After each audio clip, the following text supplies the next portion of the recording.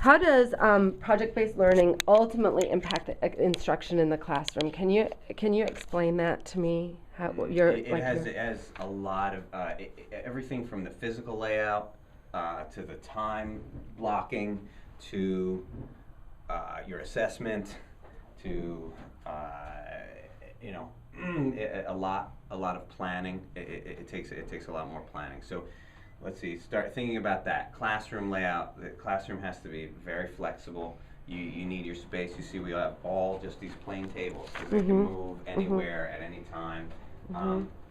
We just need open space. So do you ever have to like put the tables aside? Yeah. Okay.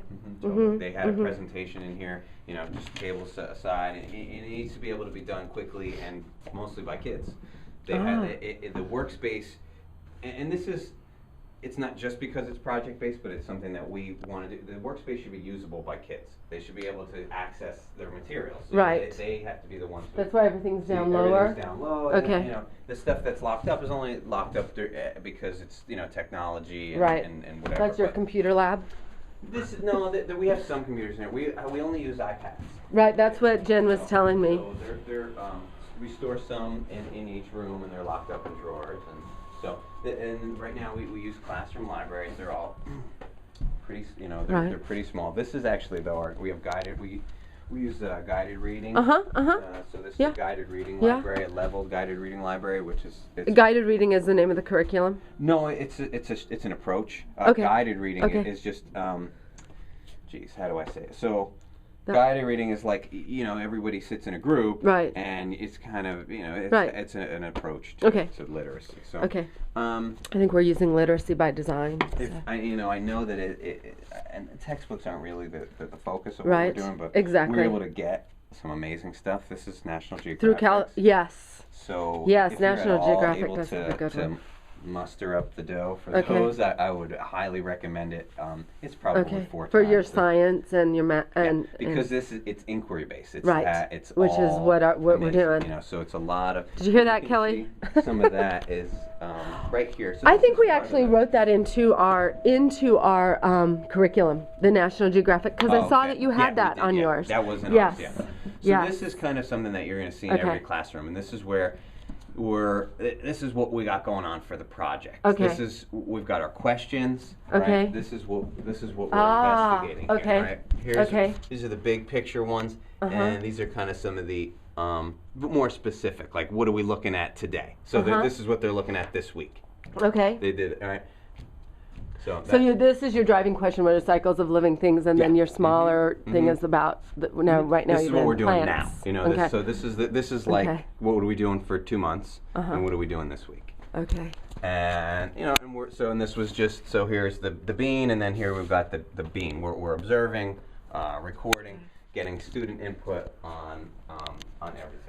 So, see, like, take for example, see. And this is the second grade classroom. Second grade. So the kids they're observing the growth of the bean, and they're doing predictions. But you notice kids are they're accountable for their prediction, and their voice is present in a lot of different places in the classroom. Gosh, I love that. You want to really. Make sure that they own what they're doing. Right. So this is one of the ways. What difference do you think that the ownership of what they're doing? You know, you've probably been in schools where they haven't had ownership of what they're doing. What difference do you think that makes in the process and in the learning process? Well, it makes for enduring meaning, and it also helps kids to take initiative for their own education. You have to. It makes them invested in what they're doing. Without any investment, you're just you're running drills. That's all you're doing. Right. And that's kind of that's why we're project based. Is we want this kids to become and we want them to steer their learning. In second grade, we're still steering the ship, but as in eighth grade, this is going to be just completely like, here's what you need to know. Now, how are you going to show me that you know that? Right. Are you going to use computers? Are you going to use interpretive dance? Right. What are you going to do? What are you going to show me about? So does that when does that transition start? I think in the fourth and fifth grade. Okay. Once you in fourth grade, most students have all of the decoding skills that they'll need to read any text that they would encounter, so that at that point they can really start to be unleashed, and they can tackle pretty much anything at that point. And it has to be a structured and measured approach. You don't just you always have to have checkpoints and checking back. And so what kind of checkpoints are you using? Well, so like this, the teacher sat with them and did this. Right. But in a 5th grade classroom, teacher would say, do this, and then she was having small meetings. Right. Oh, where are you? What's your progress on this? What's your group's progress? Checking in Okay. more on an So a lot of individual group basis, because the group's not going to be all doing the same thing. Right. They're going to be maybe one group is going to be charting their predictions on the caterpillar. Another group will be doing the beans. Because they'll be they've separate. decided. They've decided that's how they're going to demonstrate how they're going to show they that understand they've learned life it. cycles. Okay, got it. So okay. they would select their plant or animal that they're going to observe, and Okay. Even in this grade. So what they're doing right now they're kind of training for their final project. Right. Because this is part of the project, but this isn't their output. This is Right. them learning. This is just one of the assessments, not This is one of the steps formative along the way. assessment. So what they're doing is they're showing observations, right? Prediction, and so what they're going to do is they're going to create a book that shows the various life cycles of different plants and animals. Oh, awesome. And each kid is going to be responsible on their own for studying the life cycle of a plant or an animal. But right now, what they're doing as a group is learning how to study the life cycle of a plant and animal so that they can go out and do it on their own. Awesome. So it's scaffolded, and this will be. I mean, this approach goes all the way to 8th grade, goes all the way through to high school. Right. You've got to Right. show them how to do it, and then they go out and do it on their own. But the level of research, and so basically, where the places that they're going to be researching from, the teacher is going to pre-select them, and it's going to be she's going to put it on her teacher website, and it's going to be everything's going to be reviewed. Right. But in an older grade, you'd be expected to go out and get some information on your own from various sources. So how is your professional development going to be different, or is it going to be different from how you're dealing with 1st grade professional development with project-based learning, and then going to 6th, 7th, and 8th grade? How you develop the projects is exactly the same. Okay. The projects are just different, and the skills, because the skills that a kindergartner needs to build along the way are obviously much different than what an 8th grader needs to build. But I highly recommend the Buck Institute, or we worked with Tom Markham, who was a leader in the Buck Institute, and he's gone out on his own. And how much PD did you do that last summer? All summer. Okay. A month, yeah. I mean, it's a lot. What was his name again? Because that was THOMMARKHAM, and I can connect you directly with him. Okay. He's someone who will be back working with us. I mean, just a real leader, and was able to give us a lot of tools to get there. A lot of the everyone knows how to essentially how to create a project, but in order to make them systematic, right, and have them be able to be evaluated and in an equitable way, these systems really help, and they've done all the work. A lot of templates for different things, rubrics. A lot of that. Okay, so that would be a good way to answer how we plan on implementing, as we're going to be using the.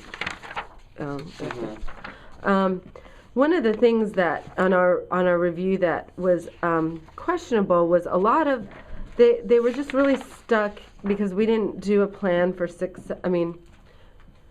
we didn't really plan out, but we really were clear about 1st through 5th grade, and then we said for 6th, 7th, and 8th grade, when we get to that point, we're gonna implement at that time, and it really caught them off track because we felt like we're going to use the same system that we're using for 1st through 5th grade, but for some reason when we interviewed, they just really were that really stuck them. Well, it would stick me too, because they're different kinds of kids, and what you have to add is really the socialization. And kids at that age need to not only we learn social emotional skills all throughout, but as teenagers it's vastly different. You have to start dealing with some of those tougher issues, and you've got to have an approach. And everybody loves their teacher in elementary school, and you have this great relationship, but that kind of goes away in 6th grade. you've got to have a system to show that that's not going to go away. You got to connect those Well, kids to adults we are planning on in a doing some specific way. teacher looping, for homeroom teacher looping for 6th, 7th, and 8th Yeah. grade, But I'm thinking more about an advisory group. which we are. Right. We have a mentor Right. group from the very beginning, every day. We are, Advisory. which you're very familiar with that, because that's kind of all the rage right now. Is they're And doing that. you want to, if you're doing K-8, it's great to connect those elementary teachers that kids have already had with Okay. the older kids again. Oh, that's great. In the advisory, the lunch Okay. groups, whatever it is. But you should, and the other thing is there are plans out there. You don't need to create this. Right. Right. We kind of did, but it There doesn't- are, and there are. There's just a lot out there. You can just Google it. It's Yeah. out there. Don't waste your time, because when it comes to actually doing it, that's when you'll spend some time. That's tweaking it, right. You know what I mean? But just put, let's get a plan in place. All right, this is where we're going to head, and there's definitely training out there that your Okay. teachers can get if they don't Okay. already have it. Okay. I think that's really important. That's the important difference. And then the other thing is too, middle schoolers can start to get out more into the community with the projects, so you can actually start to do real stuff. Whereas. Yeah.